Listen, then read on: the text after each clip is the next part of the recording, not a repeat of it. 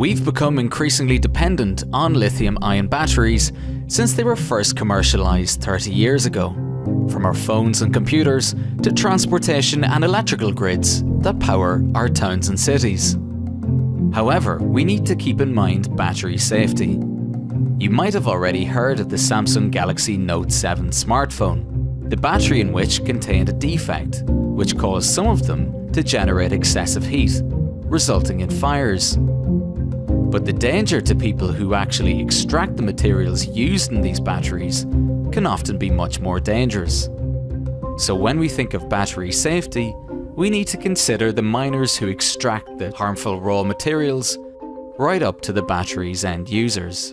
Battery safety is not only during the use phase, but happens along the entire value chain. And it's important for the mining industry to implement and also strictly control safety procedures and measurements that ensure that during the mining process, the workers have the necessary safety standards, such as good ventilation or not exposed to any toxic chemicals. Good practices of the mining industry would not only reduce the environmental footprint of batteries, but could also create a safer working environment. For example, cobalt, a key element of many batteries, is toxic. Recently, many battery chemistries that use less cobalt are being introduced. But even after the raw materials have been extracted, there's still a lot that can go wrong. Batteries are very complex and very sensitive devices, and they have a very specific structure. And if anything interrupts that structure, it can then cause runaway processes within it. For example, many of the chemicals within a battery are sensitive to air. So if you were to, say, puncture the battery in any way or crack open the casing and expose the chemicals inside to air, they may ignite. So obviously the oxygen itself will cause chemical reactions. If you have high temperatures, they might then trigger chemical reactions, which then trigger further chemical reactions.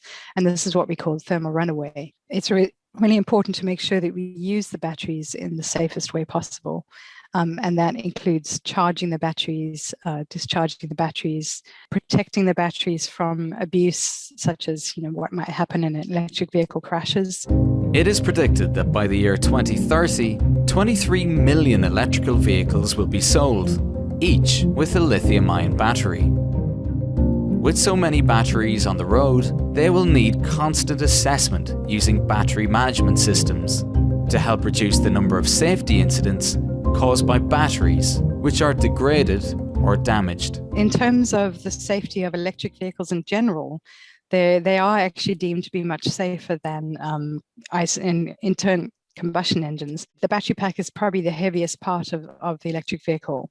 And by putting the battery pack low down, you lower the center of gravity of the electric vehicle. And so that means that if you were to be in some kind of accident, electric vehicles are far less likely to roll than internal combustion engines. You have sophisticated battery management systems which always keep track of the battery and a certain amount of safety triggers which can prevent it. For example, when you have an overheated cell, that it propagates into a real thermal runaway reaction and a battery fire. Depending on the chemicals that make up a battery, different procedures need to be applied if one catches fire. In future, we will need to ensure that first responders understand how to deal with battery fires safely. Since there are so many different types of batteries, this makes understanding what to do in a particular incident quite complex. To extend the battery lifetime, second life applications are very appealing.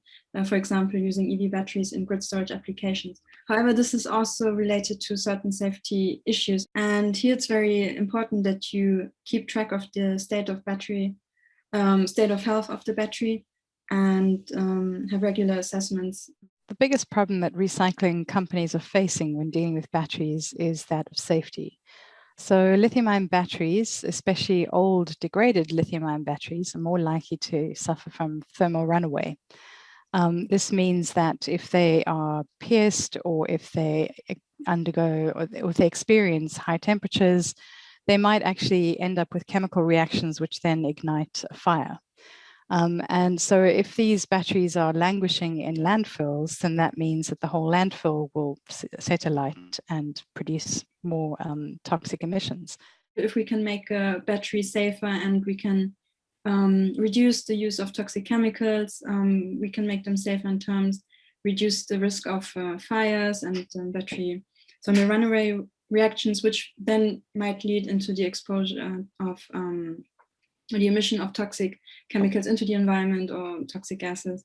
You can improve safety and sustainability of a battery at the same time. Many new technologies are judged on a much higher bar than incumbent technologies. And it's also important to reflect upon the fact that actually petrol and gas are not particularly safe systems either.